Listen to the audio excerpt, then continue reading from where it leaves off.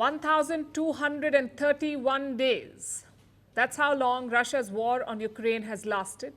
At this point, we've seen it all. Hypersonic missiles, sneak attacks, failed talks, even grinding trench warfare. But yesterday night set a new record. Russia launched its largest aerial attack on Ukraine. We're talking about a massive onslaught, more than 700 drones, 7 cruise missiles and 6 ballistic missiles. All of them were fired overnight by Russia. The main target was the city of Lutsk. It is located in western Ukraine, so it's very far from the front lines. Once the attack began, Ukraine's air defenses were activated. They managed to take down the projectiles. Ukraine says 718 drones were shot down. So were 7 out of 13 missiles. They were shot down by Ukraine. Kiev confirmed hits in 4 different locations. They reported falling debris in 14 others. Take a look at the aftermath.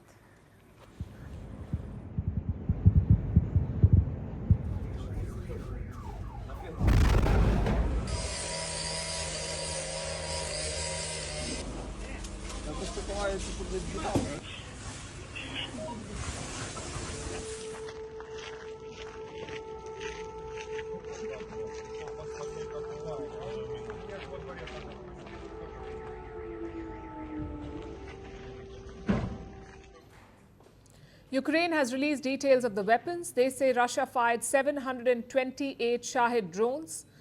These are suicide drones designed by Iran. Kiev also claims that Russia fired 7 Iskander cruise missiles and 6 Kinzhal ballistic missiles. And casualties? None reported so far.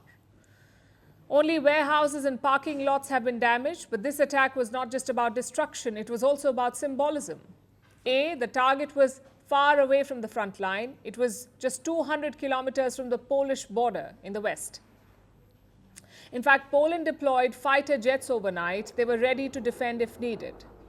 And B, the attack came hours after a statement from US President Donald Trump, an unusually sharp statement. Now, as you may know, Trump has been trying to end this war in Ukraine. He has largely been sympathetic to President Vladimir Putin of Russia. But yesterday he lost it. Trump used some colorful language for the Russian leader. Listen to this. We're not happy with Putin. I'm not happy with Putin. I can tell you that much right now, because he's killing a lot of people. And a lot of them are his soldiers and their soldiers, mostly. We get a lot of bull thrown at us by Putin, for you want to know the truth. He's very nice all the time, but it turns out to be meaningless. Well, Trump basically admitted that Putin had played him. So what's he doing about it? He is sending more weapons to Ukraine. Last week, the US had paused some missile shipments to Kiev. They said it was part of a broader review. On Monday, Trump announced that he was resuming those shipments, and then yesterday he gave the details. The US would send 10 Patriot missiles to Ukraine. Now, the Patriot is an air defense system. It is made by a company called Raytheon. The missiles were first designed to take down aircraft, but latest models can shoot down ballistic and cruise missiles as well.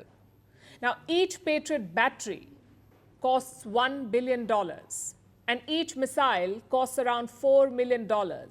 Ukraine was virtually pleading for these missiles because Russia had stepped up the attacks. Last week, they launched a similar aerial barrage. Some 500 drones and missiles were fired at Ukraine, so Kiev was desperate for more air defenses. Yesterday, Trump gave in, but clearly Putin did not like that, which is why he launched this latest attack within hours. For Zelensky, this is a small opportunity. Let me quote from his statement. This is a telling attack, and it comes precisely at a time when so many efforts have been made to achieve peace, to establish a ceasefire, and yet only Russia continues to rebuff them all. Zelensky is basically saying, I told you so. As we speak, he is in Rome. He will attend a conference on post-war recovery. At least 15 heads of state will be attending. Some top corporate executives will also be present. Zelensky is slated to meet Italy's Prime Minister Giorgia Meloni. He will also meet Pope Leo at the Vatican. Like I said, this is an opportunity for Zelensky. He is losing on the battlefield. His best bet is to win over Donald Trump. Until now, that looked like an impossible mission. But now Trump is toughening his stance. The question is, How far will the US president go? A new report says he was willing to go very far. Here's what it says. Last year, Trump was talking to his donors about Putin. He recounted a conversation he had with the Russian president. Apparently, Trump warned Putin against invading Ukraine, and he threatened to bomb Moscow if he did. Now, we cannot verify this report. Even the Kremlin has refused to confirm or deny it, but it's on brand for Donald Trump. So as things stand, he could go either way. Yes, he is losing patience with Russia, but 10 Patriot missiles won't turn the tide of this war. Experts say its impact will be negligible. And if Trump approves larger shipments, he will face internal pressure. Because remember, Donald Trump campaigned on ending the war in Ukraine. He railed against Joe Biden's military support. It was a core part of his campaign. So if he makes a U-turn, he will face backlash.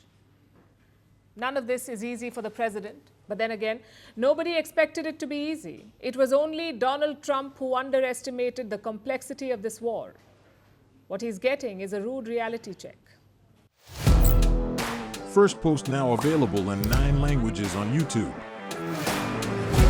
English, Stands at $36 trillion. French, Le FMI, comme German, Geschäftsführenden Direktor Hindi, $30 trillion ka karjo. Indonesian, Pemerintah tanpa pemeriksaan. Italian, Sekali radikali. Japanese, $4 euro. Portuguese, Por causa do próprio balanço patrimonial. Spanish. Beautiful bill. Go to Settings, click on Audio Track and select the language of your choice. Be the first to know what's happening around you in your first language. Firstpost.